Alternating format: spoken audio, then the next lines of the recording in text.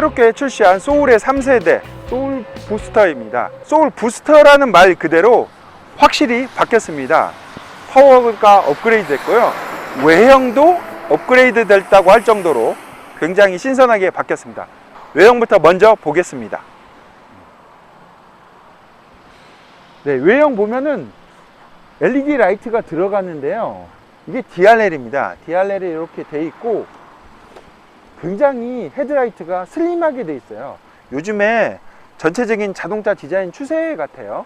이렇게 슬림하게 돼서 현대기아차가 특히 더 그런데요, 기아차도 이렇게 슬림한 LED로 돼서 LED가 한 4개 정도 돼 있고요, 그 밑에 LED DRL이 돼 있습니다. 그 밑에 보시면은 이게 LED로 되어 있는 포그램프 안개등이고, 그 위에가 방향지시등이 되겠습니다. 그릴 부분을 좀 볼게요. 그릴 부분이 있긴 있는데 굉장히 얇게 돼 있어요. 그리고 기아차 하면 타이거 노즈 그릴이 있었는데 타이거 노즈 그릴이 거의 보이지가 않습니다. 이 정도로 돼 있고, 그 밑에 하단 부분에 굉장히 특이한 이런 디자인을 넣었어요. T자인지 Y자인지 비슷한 이런 기교를 좀 부렸는데요, 격자무늬 모양에다가, 그리고 또 소울이라는 이름을 또 차 앞에다가 딱 붙였어요. 굉장히 특이한 형태로 이루어졌습니다. 그 하단 부분에 이렇게 색깔로 빨간색 색깔 테두리를 줘서 어떤 포인트를 줬다고 할 수 있겠습니다.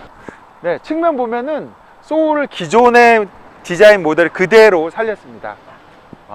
소울 부스터도 역시 박스카 형태로 이루어진 차량이 됐습니다. 뒤쪽까지 사각형으로 이루어지다 보니까 실내 공간에 이점을 둘 수가 있겠습니다. 보면은 여기 측면 부분에 이렇게 소울이라는 글자를 하나 써놓은 것도 굉장히 특이하고 멋진 부분 중에 하나가 되겠습니다. 그리고 타이어 같은 경우는 지금 이거는 거의 한국 타이어가 들어갔는데요, 한국 타이어 벤투스 S1 노블이 들어갔는데 45R 18인치 타이어 235 45R 18인치 타이어가 들어가 있습니다. 네, 뒤쪽 모습 보면은 아주 특이합니다. 예전 소울도 굉장히 특이한 디자인을 가졌지만 여기 보시면 전체가 다 이렇게 둘러싸인 라이트 형태입니다. 그렇다고 전체가 다 라이트는 아니고요, 요렇게가 라이트고 방향지시 등이 있고 위에 브레이크 밟으면 브레이크 등이 켜지게 되겠습니다.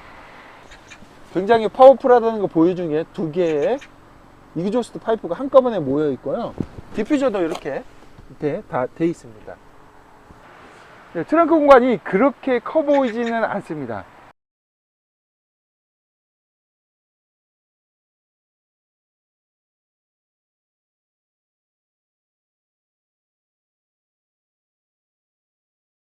여기 트렁크 하단 부분에 보면은 트렁크를 열 수 있게 돼 있어요. 근데 지금 타이어가 있지는 않네요. 비어있는 이렇게 공간이 하나 있습니다. 그리고 스피커가 뒤에 하나 있고 탑 테더링에서 2개가 있네요. 유아용 시트는 2개가 실을 수 있게 돼 있습니다. 그럼 2열에 좀 앉아 볼게요. 제가 앞좌석을 맞춰 놓은 상태입니다. 좁지 않습니다. 차 길이가 기껏해야 4.2m 정도밖에 안 되는데요, 약간의 여유가 있습니다. 그리고 2열 시트는 리클라이닝이 되지 않습니다. 약간 주먹을 이렇게 세워서 하나 정도의 여유가 있고요, 센터 터널도 살짝 튀어나왔어요. 거의 안 튀어나와서 괜찮은데 2열 공조 장치는 없습니다. 사물을 넣을 수 있는 그런 포켓 하나 마련되어 있고요. 네, 그 정도입니다. 그리고 차량 옆에 히팅 장치 하나 마련되어 있습니다. 그리고 아까 이거 얘기했죠, 무드 램프라고 하는데요, 이쪽. 네, 무드 램프도 2열에도 같이 마련되어 있기 때문에 음악을 틀거나 그러면 상대적으로 더 재밌는 무드 램프를 볼 수 있을 것으로 보여집니다. PT병 못 들어갈 것 같고 작은 생수병 하나밖에 들어갈 생수병 하나 외에는 들어가기 힘들어 보입니다. 이런 포인트 같은 경우도 무드 등으로 들어올지 모르겠네요. 한번 좀 확인해 봐야 될 것 같아요. 그리고 이 도어 트림에 여기 가죽이나 인조 가죽으로 싼 것 같고 내부는 이제 플라스틱 소재로 되어 있습니다. 가장 큰 개성이라고 할까요? 그런 부분이 바로 차량 전면부하고 2열에 있는 무드등인데요. 무드등 설정을 이렇게 바꿀 수가 있습니다. 은은한 조명으로 바꿀 수 있고, 그리고 컬러 테마로 바꿀 수 있는데요. 컬러 테마를 로맨스로 한번 바꿔볼까요? 네, 지금 로맨스로 한번 바꾸고, 아니면 미드나잇 시티? 이런 걸로 한번 바꿔보겠습니다. 설정이 된 거겠죠? 네. 그리고 이렇게. 그렇다고 지금 볼 수 있는 건 아니에요. 거기다 음악을 한번 틀어볼게요. 음악이 미디어를 통해서, 네. 이게 지금 보여지는지 모르겠어요. 라이트가.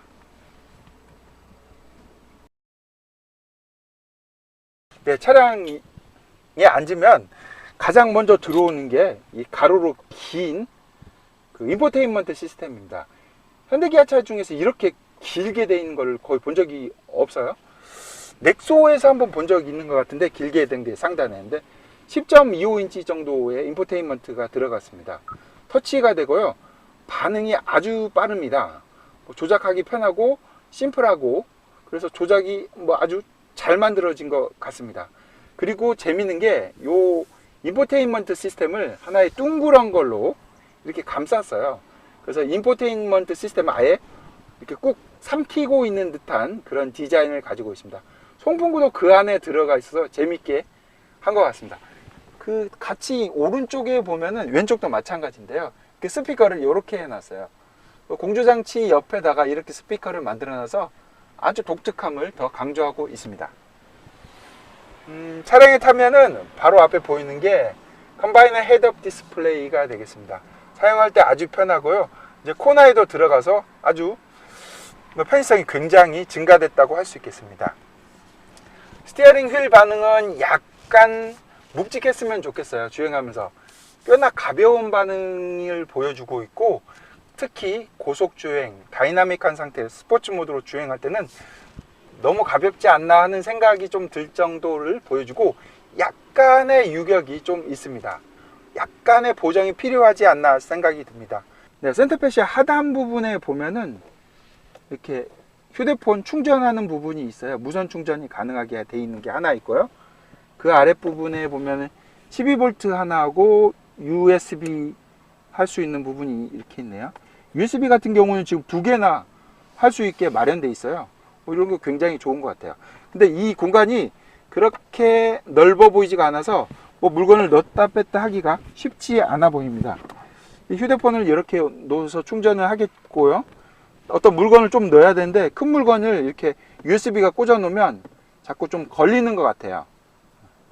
차가 작아서 이런 부분은 어쩔 수 없는 부분으로 보여집니다. 그리고 7단 변속기가 있는데요. 잡았을 때 느낌이 아주 좋습니다. 절도 있게 딱딱 조작이 가능하고, 엔진 스타트 스탑 버튼이 있어요. 요건 좀 불만인데요. 여기 있는 게 오히려 더 낫지 않을까 싶습니다. 가끔 안 보고 누르다가 이제 눌러버리는 경우가 종종 발생하거든요. 그리고 이제 히팅 쿨링이 가능한 운전석, 조수석 다 가능하겠고, 드라이브 모드는 아까 조작하면 세 가지로 바꿀 수 있겠습니다. 시트는 약간 좀 딱딱한 느낌이 받습니다. 차량 전체 서스펜션도 약간 좀 딱딱하고, 시트가 이렇게 완전히 잘 잡아주는 정도는 아닙니다. 부스터에서 강력한 성능을 보여줄 것 같아서 몸을 확 잡아줄 줄 알았는데 그 정도까지는 아닙니다. 전체적으로 시트하고 서스펜션이 좀 딱딱한 느낌을 받고요. 서스펜션이 앞에는 맥퍼슨이고 뒤에 토션빔이 들어가 있습니다.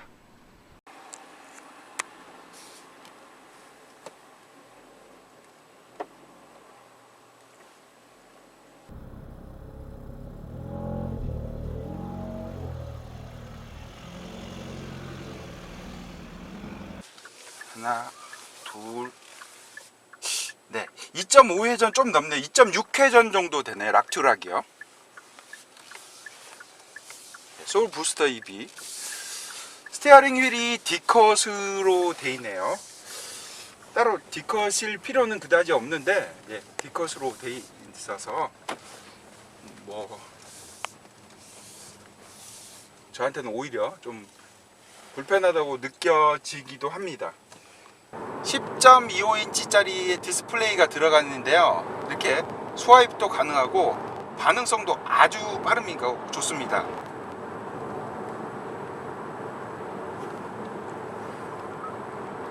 이렇게 누르면 화면이 크게 확대도 가능하고요. 다시 홈으로 하면 원위치도 되고. 화면 괜찮은데요, 상당히. 차간거리는 차간거리 이렇게 설정하면 차간거리 총 4단계로 설정이 가능하게 됩니다. 속도를 살짝 높여볼까요? 속도를 70km, 71km 정도로 높였는데 차선 중앙 유지를 아주 잘합니다. 네.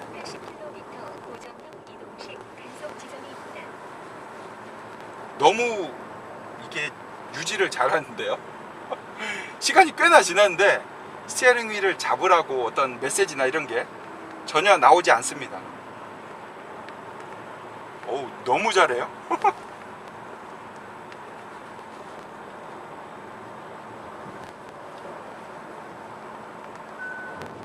예, 이제 좀 잡으라고 핸들을 잡으십시오 하고 이렇게 나오네요. 다시 잡고 놓으면 어두운 곳에서도 굉장히 잘 차선을 따라가고 있습니다.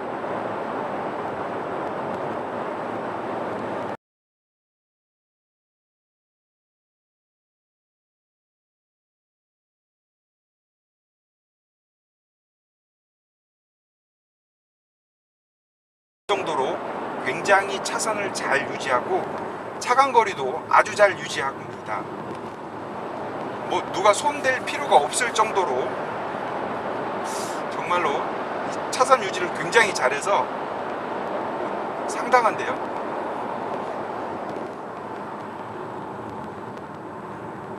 다른 외제차보다도 그 어떤 고급 차들보다도 차선 유지를 굉장히 잘 하는 것으로 보여집니다.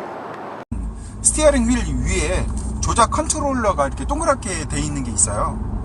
이거 예전에 이렇게 돼 있지 않았는데요, 약간 낯설기도 합니다.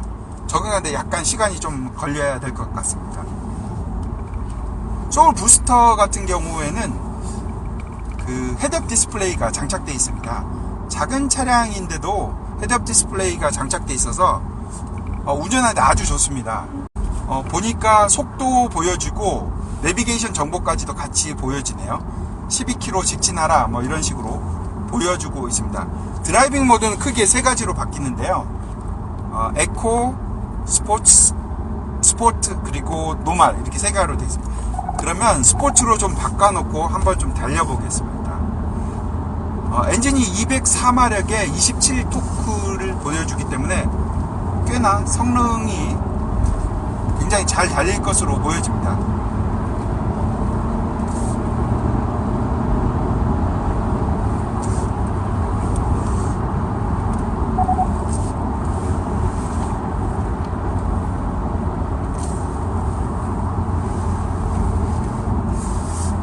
그런데 지금 약간 코너길을 왔다 갔다 지그재그 형태로 조금 속도를 좀 내봤는데요. 뭐랄까요? 약간 접지력이 좀 떨어진다고 할까요? 그런 느낌을 지울 수가 없네요. 전체적으로 차체가 많이 높기 때문에 과감한 속력을 내기에는 좀 부족한 면이 있어 보입니다. 타이어는 18인치 타이어가 장착되어 있고요. 한국 타이어가 장착되어 있는 것으로 아까 확인했는데요. 스티어링 휠 감각이 지금 약간 늦게 따라온다고 할까요? 이게 반응이 아주 좋다고 할 수는 없을 것 같아요. 약간의 유격이 좀 있어 보이는 듯한 느낌입니다. 저속에서는 모르겠는데 고속에서 특히 코너를 틀어 나갈 때의 그 스티어링 휠 느낌은 그렇게 썩 좋아 보이지는 않습니다. 아무래도 차체가 높아서 있지 않을까 하는 생각을 해보게 됩니다.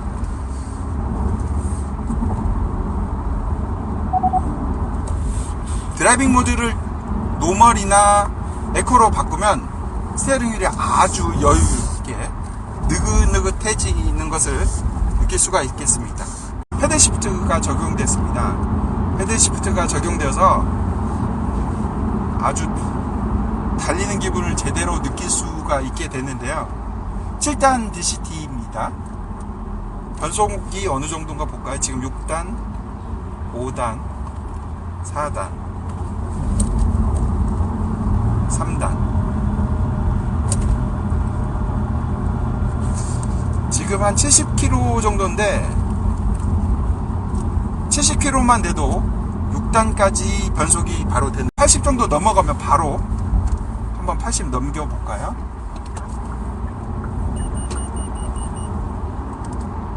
네, 80 넘기니까 바로 7단 변속이 바로 되네요.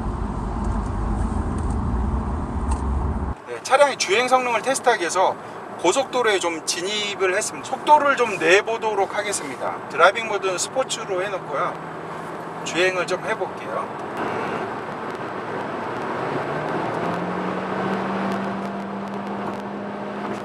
아우, 속도 엄청 잘 나가는데요. 크루즈 컨트롤 해놓고 지금 터널을 지나가고 있습니다. 어두운 곳에서도 어느 정도 성능을 좀 보여주는가 좀 볼게요. 현재 91km로 설정해 놓고 가는데요. 속도를 좀 올려 볼게요. 차간거리도 조절이 가능하고, 이쪽에서 이렇게 누르면 4단계로 조절이 가능합니다. 스티어링 휠을 잡으라고 이렇게 경고가 있는데 잡고요.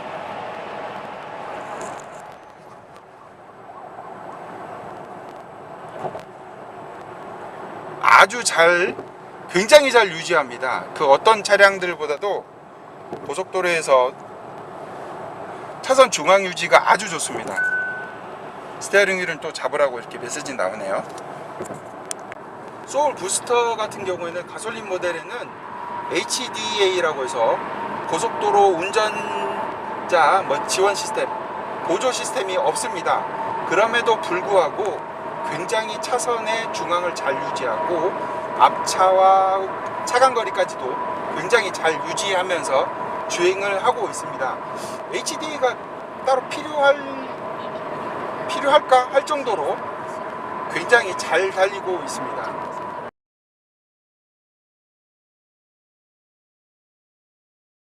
3세대로 진한 소울 부스터 1.6 터보 GDI 모델을 잠깐 시승해 봤습니다. 디젤 모델은 없고요, 말 그대로 부스터입니다. 굉장히 파워풀한 주행 능력을 보여주었고요. 굳이 선택을 하자면 점점 톡톡 튀는 디자인을 선호하고 박스카의 실내 공간, 실용성을 더 원하는 고객들라면 소울 부스터를 선택해도 좋겠습니다. 경쟁 모델로는 티볼리하고 코나 정도가 되지 않을까 생각해 봅니다. 네, 주행하면서 좀 불만족스러운 부분이 하나 있는데요. 사운드 무드 등을 굉장히 강조를 했는데 실제로 사운드 무드 등을 거의 보기가 힘듭니다. 너무 빛이 강도가 낮아서 사운드를 최대로 하고도 했는데 거의 보기가 힘들어 보여서 광고는 많이 했지만 그다지 실용성이 없어 보입니다. 낮에는. 밤에는 어느 정도인지 모르겠는데요. 약간 어두운 곳에서도 보려고 했는데 보기가 참 굉장히 힘들었습니다.